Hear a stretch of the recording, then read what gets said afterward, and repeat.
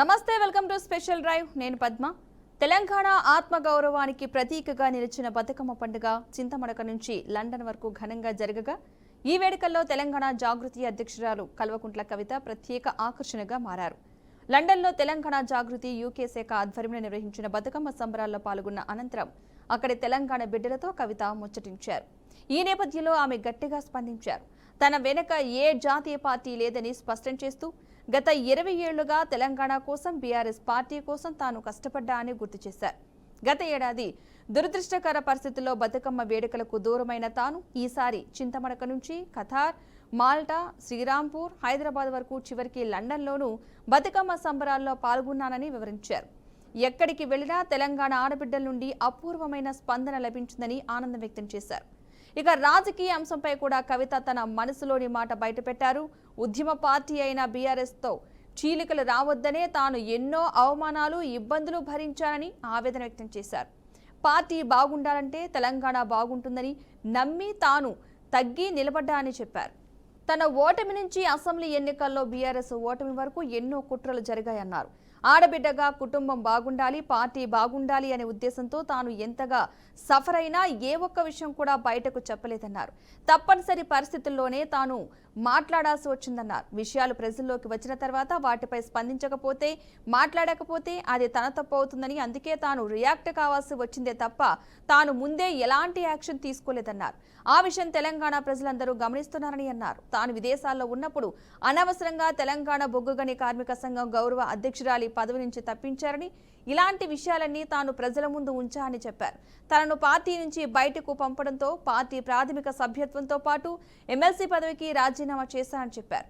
తెలంగాణ వాళ్లకు రోషం ఎక్కువ ఉంటుందని, తాను కూడా తెలంగాణ బిడ్డనేనని చెప్పారు. తనను పార్టీ వద్దు అనుకున్నది కాబట్టి తాను పార్టీ ఇచ్చిన పదవిని వద్దనుకున్నా అని చెప్పారు. స్పీకర్ ఫార్మేట్లో రాజీనామా చేశానని, చైర్మన్ ఎందుకు ఆమోదించడం లేదో తనకు తెలియదన్నారు. కాంగ్రెస్ పాలిటిక్స్ లో అది ఒక భాగం కావచ్చని అన్నారు. త్వరలోనే చైర్మన్ పై ఒత్తిడి తెచ్చి రాజీనామా ఆమోదింపజేసుకుంటా అని చెప్పారు. తెలంగాణ సాధన కోసం నిఖార్సుగా ప్రాణం పోయినా పర్వాలేదు అని చేసిన వారిలో కొందరిలో రాను రాను స్వార్థం ప్రవేశించిందని, వాళ్లు మొత్తం వ్యవస్థను భ్రష్టు పట్టించేలా పనిచేశారని చెప్పారు. ఇలాంటి వాటిని ఎప్పటికప్పుడు క్లీన్ చేసుకుంటూ పోవాలి, కానీ అది జరగలేదు అన్నది తన ఆవేదన అన్నారు. పార్టీ ఏర్పాటుపై ఇప్పటి వరకు ఎలాంటి నిర్ణయం తీసుకోలేదని, తెలంగాణ జాగృతిని దేశానికే రోల్ మోడల్గా నిలపాలన్నదే తన సంకల్పమన్నారు. సామాజిక తెలంగాణ కోసం జాగృతి పనిచేస్తుందన్నారు. అవసరం, సందర్భం వచ్చినప్పుడు ప్రజలు కోరుకుంటే పార్టీ పెడతా అని చెప్పారు. మహిళా రిజర్వేషన్ల కోసం ముందుండి కొట్లాడి సాధించుకున్నామని, బీసీ రిజర్వేషన్ల కోసం తానే ముందుండి కొట్లాడుతున్నా అని చెప్పారు. ఎన్నికలకు ఇంకా 3.5 ఏళ్ల సమయం ఉంది. అప్పటి వరకు ఎలాంటి మార్పులు వస్తాయో చూడాల్సి ఉంది. ప్రజలకు ఏది మంచి వేస్తుందో ఆ దిశగా తన అడుగులు ఉంటాయని చెప్పుకొచ్చారు. రైట్, ఇదే అంశానికి సంబంధించి మనతో మాట్లాడడానికి జూమ్ లైవ్ లో యాడ్ అవుతున్నారు అడ్వకేట్ బీఆర్ఎస్ నేత ఓం ప్రకాష్ గారు. ఓం ప్రకాష్ గారు, నమస్తే అండి. నమస్తే మేడం. బీఆర్కే న్యూస్ వారికి నమస్కారం. ఓకే, చెప్పండి. కవిత గారు చెప్పినట్లు అంటే బీఆర్ఎస్ లో విభేదాలు వస్తే తెలంగాణకు నష్టం ఏర్పడే అవకాశాలు ఉన్నాయంటారా? అలాంటిది ఏమి జరగకపోవచ్చు అంటారా? మీ అభిప్రాయం ఏంటి అసలు? ముందుగా కవిత గారిని సస్పెండ్ చేసినారు పార్టీ నుంచి అంటే దెర్ ఈజ్ ఎ రీజన్. ఎందుకు సస్పెండ్ చేశారు అనేది ప్రజలందరికీ తెలిసిన విషయమే. ఈరోజు కవిత గారు ఎంపీగా గెలిచినారు. ఫస్ట్ టైం, సెకండ్ టైం ఓడిపోయినారు. అప్పుడు గెలిపించింది బీఆర్ఎస్ పార్టీ వాళ్ళే. తర్వాత ఓడిపోయింది ఎందుకనంటే అక్కడి నుంచే కవిత గారి పతనం స్టార్ట్ అయింది. ఎందుకు అని అంటే అక్కడి నుంచి కవిత గారు పార్టీకి సంబంధించిన పార్టీ అంతర్గత వ్యవహారాలు ఏదైతే పార్టీకి సంబంధించిన ఇంటర్నల్ మ్యాటర్స్ కూడా మిగతా మనం అంటే బీఆర్ఎస్ పార్టీకి అగనెస్ట్ గా ఉన్న పార్టీలతో వాళ్ళు సంభాషిస్తున్నారన్న విషయాలు ఒకటి. ఇంకొకటి మెయిన్ గా ఆ మధ్యలో ఒక లేఖ ఆమె లీక్ చేశారు. ఆమెకు తెలియకుండా ఆమె లేఖ ఎట్లా లీక్ అవుతుంది?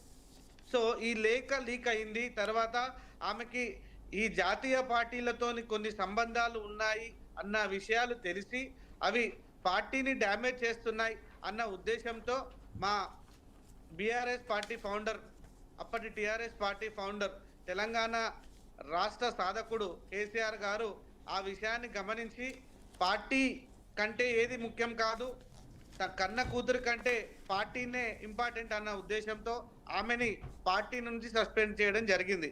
అయితే ఈ సస్పెన్షన్‌లో భాగంగా మీరన్నట్టు ఎవరైతే కవిత గారు రాజీనామా పార్టీ నుంచి సస్పెండ్ చేయడం జరిగిందో, ఈ సస్పెండ్ వల్ల బీఆర్ఎస్ పార్టీకి ఎలాంటి నష్టం లేదండి. ఎందుకనంటే మా కార్యకర్తలు బీఆర్ఎస్ పార్టీ కార్యకర్తలు ఎక్కడా చెక్కు చెదరలేదు. కొంతమంది నాయకులు పార్టీని వీడినారు ఓకే. కానీ మా ఏదైతే క్యాడర్ ఉందో అది ఎమ్మెల్యే తర్వాత కింది స్థాయి నాయకులందరూ కూడా వాళ్ళు సిద్ధంగా ఉన్నారు.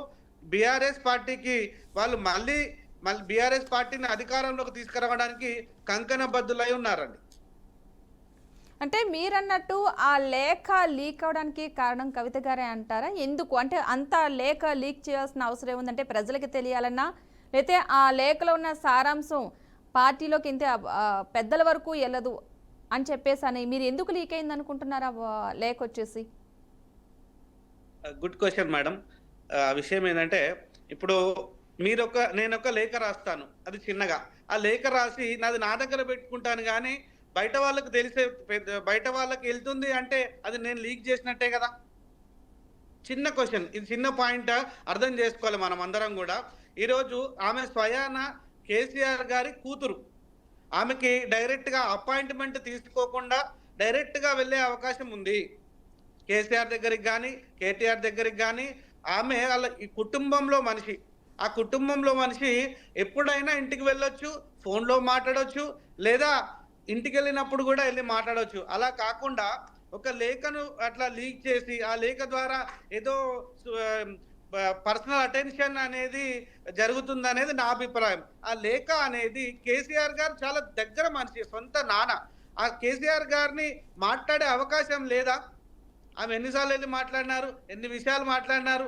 ఈ చిన్న విషయానికి ఏదో పొలిటికల్గా ఏదో చేసేద్దాం అంటే, నా ఉద్దేశం ఎవరైతే జైలుకి వెళ్ళొచ్చిన వాళ్ళందరూ కూడా సీఎంలు అవుతారు అన్న ఏమైనా దురుద్దేశం కూడా మరి కవిత గారికి ఉందా లేదా అనేది కూడా ప్రజలందరూ కూడా గమనించాలి మేడం. అంటే అక్కడ మాట్లాడడం కూడా దేవుడి చుట్టూ దెయ్యాలు ఉన్నాయి అంటే ఆ దుష్ట శక్తులు అడ్డపడుతున్నాయి అనే ఉద్దేశంతోనే లేఖ రాసి ఉండొచ్చేమో. అంటే ఆ కోణంలో కూడా ఆలోచించుకోవాలి కదా ఒకసారి మేడం. దేవుడి చుట్టూ దయ్యాలు అంటున్నారు కదా, అదే దయ్యాల విషయము సొంత నాన్న కాబట్టి వెళ్ళి చెప్తే తప్పేముంది మేడం. దాన్ని లేఖ ద్వారా లీక్ చేయడం అదంతా నాట్ నెసెసరీ. ఆమె ఇంట్లో మనిషి, ఎప్పుడైనా మాట్లాడవచ్చు, కేసీఆర్ గారి కూతురు కాబట్టి. ఇంకొకటి ఏంటంటే ఆమె విషయాలు అందరికీ తెలిసినాయి. ఎప్పుడైతే జాతీయ పార్టీలతో తను ఎవరైతే కల్వకుంట్ల కవిత గారు ఎవరైతే ఉన్నారో మాజీ ఎమ్మెల్సీ గారు, ఆమె ఆ విషయాలు కొన్ని విషయాలు తెలిసాయి. ఇప్పుడు ఇంటెలిజెన్స్ ఉంటుంది కదా మేడం, ఆ ఇంటెలిజెన్స్ వల్ల బీఆర్ఎస్ పార్టీ కవిత గారి ఏదైతే ఈమె ధోరణి వల్ల కొంచెం బీఆర్ఎస్ పార్టీకి అక్కడ పార్టీ ఇమేజ్ డ్యామేజ్ అయ్యే అవకాశాలు కనిపించాయి. కాబట్టి కేసీఆర్ గారు సొంత కూతురు అయినప్పటికీ అంత కఠినమైన నిర్ణయం తీసుకొని మళ్ళీ ఒకసారి పార్టీ కంటే ఫ్యామిలీ ముఖ్యం కాదు, పార్టీనే ముఖ్యం అనేది మరొకసారి రుజువు చేశారు మేడం. అంటే కవిత చేసిన రాజీనామా లేఖను చైర్మన్ ఇప్పటి వరకు కూడా దానిపై ఏ నిర్ణయం తీసుకోపోవడాన్ని ఏ విధంగా చూడొచ్చు అంటారు? అంటే కవిత మళ్ళా బీఆర్ఎస్లోకి వచ్చే అవకాశం ఉన్న ఉద్దేశంతో అనుకోవచ్చు అంటారు. ఎందుకు హోల్డ్లో పడింది అనుకోవచ్చు ఆ లెటర్? ఇప్పుడు రాజీనామా అనేది ఏదైతే మండలి చైర్మన్ గారు ఉంటారో ఆయన డిస్క్రిషనరీ పవర్స్ మేడం. సో రాజీనామాని ఆమోదించాల్సింది చైర్మన్ గారు. రాజీనామాని ఆమోదింప చేసుకోవాల్సిన వారు రాజీనామా చేసిన వాళ్ళు. సో దీంట్లో బీఆర్ఎస్ పార్టీకి సంబంధం ఏమి ఉండదు మేడం. ఎందుకనంటే రాజీనామా డిస్క్రిషనరీ అనేది it is hold by the chairman madam. So మళ్ళీ వెనక్కి వస్తారా మళ్ళీ వెనక్కి రారా అనేది ఇంకా సొంత పార్టీ కుటుంబ వ్యక్తి కాబట్టి దీనికి సంబంధించి మా నాయకులు దీని మీద మాట్లాడతారని నేను అనుకుంటున్నాను.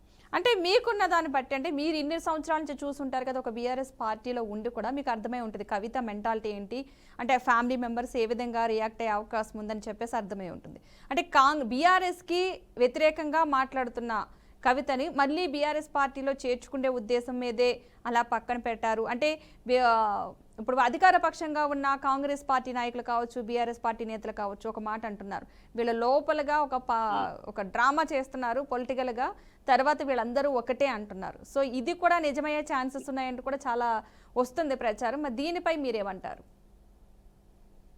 అలాంటి రాజకీయాలు చేయాల్సిన అవసరం బీఆర్ఎస్ పార్టీకి లేదండి. రెండో విషయం ఏంటంటే అలాంటి రాజకీయాలు చేసేది, మత రాజకీయాలు చేసేదేమో బీజేపీ పార్టీ, ప్రజలను నమ్మించి మోసం చేసేదేమో కాంగ్రెస్ పార్టీ. మా బీఆర్ఎస్ పార్టీ అంత అవసరం లేదు. మా బీఆర్ఎస్ పార్టీకి ఒక ఇంట్లో మనిషిని బయటకు పంపించి వాళ్ళతో రాజకీయం చేయించాల్సిన అవసరం అయితే అస్సలు లేదు. ఈరోజు ఆమె చేసిన ఎవరైతే కవిత గారు వేరే పార్టీలతో మాట్లాడుతున్నారు, పార్టీ అంతర్గత విషయాలు వేరే ఇతర పార్టీలకు తెలుస్తున్నాయి. అలా కనుక తెలిస్తే పార్టీకి ఇమేజ్ డ్యామేజ్ అయ్యే అవకాశాలు ఎక్కువగా ఉన్నాయి. కాబట్టి ఆమె మీద క్రమశిక్షణ చర్యలు తీసుకోవడం జరిగింది. అంటే కవిత లాంటి నాయకురాలు బయటకు వచ్చి ఒకవేళ కొత్త పార్టీ పెట్టే అవకాశం ఉంటే ఖచ్చితంగా పెడతాను అని అంటున్నారు. కాబట్టి మరి ఒకవేళ కనుక నిజంగానే కొత్త పార్టీ పెడితే బీఆర్ఎస్కి ఏమైనా నష్టం కలిగే అవకాశం ఉందనుకోవచ్చా? ఓకే, అయితే మన రాజ్యాంగం ప్రకారం ఇక్కడ ఎవరైనా కొత్త పార్టీలు పెట్టొచ్చు, అది ఆమె ఫండమెంటల్ రైట్. ఒకవేళ కనుక తను పార్టీ పెట్టుకుంటే పెట్టుకోవచ్చు, కాకపోతే మరో షర్మిలగా మిగిలిపోయే అవకాశాలు మాత్రం మెండుగా ఉన్నాయి. ఎందుకనంటే ఈరోజు బీఆర్ఎస్ పార్టీ అనేది ఆ పార్టీకి ఒక సిద్ధాంతం ఉంది. పార్టీ పుట్టుక ఎందుకు జరిగింది? తెలంగాణ రాష్ట్రం ఏర్పాటు కోసం పుట్టిన పార్టీ బీఆర్ఎస్, అప్పుడున్న టీఆర్ఎస్ పార్టీ. తెలంగాణ రాష్ట్ర సాధననే ఏకైక లక్ష్యంగా పెట్టిన పార్టీ బీఆర్ఎస్ పార్టీ. ఇప్పుడు కొన్ని పార్టీలు కొన్ని ఇంకా మిగతా పార్టీలు కూడా ఒక్కొక్క ఎజెండాను కలిగి ఉన్నాయి. మరి కవిత గారి ఎజెండా ఏముందో అనేది ప్రజలకైతే తెలియాల్సి ఉంటుంది. పార్టీ పెట్టడం పెట్టకపోవడం, ఒకవేళ పార్టీ కనుక పెడితే ఆమె మరో షర్మిలగా మిగిలిపోయే అవకాశాలు మాత్రం మెండుగా ఉన్నాయి. అంటే కవిత మాట్లాడుతూ ఉద్యమం సమయంలోనే నిజాయితీగా పనిచేసిన వాళ్ళలో స్వార్థం పెరిగిపోయింది అని చెప్తున్నారు. అంటే నిజంగా ఉద్యమం సమయంలో నిజాయితీగా ఉన్నారని ఒప్పుకుంటున్నారు, ఇప్పుడు మళ్ళీ స్వార్థం పెరిగింది అని అంటున్నారు. అంటే మీరు దీన్ని ఏ విధంగా అర్థం చేసుకుంటున్నారు అసలు? అంటే పొగుడుతూనే తిడుతున్నట్టు అనిపిస్తుందా, లేదంటే నిజాయితీగా నిజం ఒప్పుకుంటున్నట్టు అనిపిస్తుందా? అయితే టైం వచ్చింది కాబట్టి అడిగారు కాబట్టి చెప్తున్నాను మేడం. నేను కూడా 2006 నుంచి తెలంగాణ ఉద్యమంలో పోరాటం చేసిన వాళ్ళమే. కవిత మేడంని దగ్గరగా చూస్తాం. ఆమె చాలా పోరాట పటిమ, కొంచెం మొండితనంగా ఉండే, ఆమె అనుకున్నది చేసే ఆలోచన ఎక్కువ ఉంటుంది ఆమెకి. నేను ఇది అనుకుంటే నేను ముందుకు వెళ్ళాలి అనేదే ఆలోచన. బాగా ఆలోచన శక్తి కేసీఆర్ లాగా బాగా తెలివైన వ్యక్తి ఆమె కూడా. కాకపోతే మొండితనం ఎక్కువ ఉంటుంది. ఇది చెయ్యాలి అంటే చెయ్యాల్సిందే అనే ఒక ధోరణిలో ఆమె ఆలోచన విధానం ఉంటుందండి. ఓకే, అంత పట్టుదల మొండితనం ఉన్న వ్యక్తి అంటే నిజాయితీగా ఉండొచ్చు, నిజాయితీగా మాట్లాడొచ్చు. అంటే ఏ మొండితనంతో బయటకు వచ్చారనుకుంటున్నారు మీరైతే కనుక? అంటే పార్టీలో ఉండి పార్టీని విమర్శించడం అనేది అది చాలా సాహసోపేతమైన పనిగా అనుకోవచ్చు. ఒక పార్టీలో ఉండి మనకు పార్టీ లైఫ్ ఇచ్చిందంటూనే పార్టీని ఏమీ విమర్శలు చేయలేం. అలాంటిది అది ఆ పార్టీ పెద్ద కూతురు అయ్యిండు కూడా ఒక పార్టీలో పనిచేసినామే, ఉద్యమ సమయంలో పనిచేసినామే, ఆమె పార్టీని అంటే పార్టీని అక్కడ విమర్శించినట్టు కాదు, పార్టీలో పనిచేస్తున్న వ్యక్తులు విమర్శిస్తున్నారు కదా, మరి దీని అర్థం ఏమనుకోవాలంటారు? ఓకే, అయితే కవిత గారు ఎక్కడ కూడా పార్టీని విమర్శించలేదు. పార్టీలో ఉన్న కొంతమంది వ్యక్తులని ఆమెకు నచ్చని వ్యక్తులు మరి అని అనుకున్నప్పుడు కొంచెం ఆమె పార్టీ లైన్ దాటి మాట్లాడారు. ఒకరిద్దరు పేర్లు ఎందుకు, బీఆర్ఎస్ పార్టీలో ఉన్న పెద్ద వ్యక్తులనే కొంచెం ఆమె టార్గెట్ చేసినట్టు కనిపించింది. కానీ ఆ మాటలన్నీ కూడా ఏదైతే కవిత గారి మాటలు కావండి, అవన్నీ కూడా ఈ రెండు జాతీయ పార్టీలు కలిసి ఆమెతో అనిపిస్తున్న మాటలు అని చెప్పేసి ప్రజలందరూ కూడా నమ్ముతా ఉన్నారు. అంటే ఆమెతో అనిపిస్తున్న మాటలు ఎవరు అనిపిస్తున్నారు అనుకుంటున్నారు? రెండు పార్టీలు అండి, రెండు పార్టీలు. మీరు ఇంకొకసారి చాలా క్లియర్ గా గమనిస్తే కనుక ఏ రోజు కూడా కవిత గారు డైరెక్ట్ గా ఇప్పుడున్న సీఎంని కానీ లేకపోతే మిగతా వాళ్ళని కానీ ఆమె డైరెక్ట్గా ఎప్పుడు విమర్శించింది లేదు. మీరు గమనించారా లేదా ఒకసారి గమనించండి. డైరెక్ట్గా ఎప్పుడు కూడా రేవంత్ రెడ్డి గారిని ఆమె ఎప్పుడు కూడా టార్గెట్ చేసి ఒక్కసారి కూడా మాట్లాడలేదు. దాంతోపాటు ఈ లిక్కర్ స్కామ్కి సంబంధించిన ఏదైనా విషయాలలో మరి ఏమైనా ప్రెషర్ ఉందా జాతీయ పార్టీ నుంచి, కేంద్రంలో అధికారంలో ఉన్న పార్టీ నుంచి ఏమైనా ప్రెషర్స్ ఉన్నాయా అవి తెలియదు. కానీ ఆ మాటలు మాత్రం కవిత గారి కావు. కవిత గారు అలా మాట్లాడే వ్యక్తి కాదు. ఆమెని ప్రెజరైజ్ చేసి, ఆమెను భయపెట్టించి, ఇబ్బంది పెట్టి ఆమెతో ఈ ఇరు పార్టీలు మాట్లాడిస్తున్నాయి అనే నా అభిప్రాయం మేడం. అంటే భయపడితే భయపడే వ్యక్తి అనుకుంటున్నారా మీరు? ఇన్ని ఇయర్స్ నుంచి దగ్గరుండి చూసిన కవితక్క, మీకు తెలిసిన ఆమె. అయితే ఇక్కడ మంచి క్వశ్చన్ మేడం. భయపడితే అంటే ఒకటి మీరు బాగా గమనించాలి మేడం. ఈ మధ్యలో మనం చూస్తూ ఉన్నాం, ఎక్కడైతే ఇప్పుడు ఏదైనా స్కామ్ జరిగింది అనుకుందాం, ఆ స్కామ్ జరిగిన వ్యక్తి ఫస్ట్ ఆ అవినీతి అని చెప్పేసి ఒక ముద్రేసి ఆ పర్సన్ ఏం చేస్తున్నారు, ఫస్ట్ ఈడీని పంపిస్తున్నారు, ఎన్ఫోర్స్మెంట్ డైరెక్టరేట్ ఈడీని పంపించి ఈడీ విచారణ అని చెప్పి అప్పుడు ఆ పర్సన్ని ఆ ఈడీ విచారణలో ఆ ఈడీ విచారణ పేరుతో భయపెట్టించి మళ్ళీ అదే పర్సన్ గనక ఎవరైతే అవినీతి పరుడు ఉన్నాడో ఆయన బీజేపీ కండువా కప్పుకుంటే అప్పుడు ఆయన చేసిన అవినీతి అన్ని కూడా, అక్రమాలు అవినీతులు అన్ని కూడా మాయమైపోతాయి. మళ్ళీ ఆయన బీజేపీ కండువా కప్పుకుంటే ఆయన నార్మల్ వ్యక్తి అయిపోతాడు. అంటే జాతీయ పార్టీ బీజేపీ, కేంద్రంలో ఉన్న బీజేపీ పార్టీ ఈడీని పంపించి భయపెట్టించి బెదిరింపులకు గురి చేసి ఇలాంటి వ్యక్తులను లొంగ తీసుకునే ప్రయత్నాలు చేస్తున్నదని చెప్పేసి నా అభిప్రాయం. అంటే తప్పు చేయనప్పుడు ఈడీకే కాదు ఎవరికి భయపడాల్సిన అవసరం లేదనుకుంటే కదా? అవును, తప్పు చేయనప్పుడు ఎవరికి భయపడాల్సిన అవసరం లేదు. కానీ తప్పు జరిగిందా, తప్పు చేశారా, తప్పు చేయలేదా అనే విషయాలు కోర్టు ద్వారా న్యాయమూర్తులు నిర్ధారించి, న్యాయమూర్తులు దాన్ని జడ్జిలు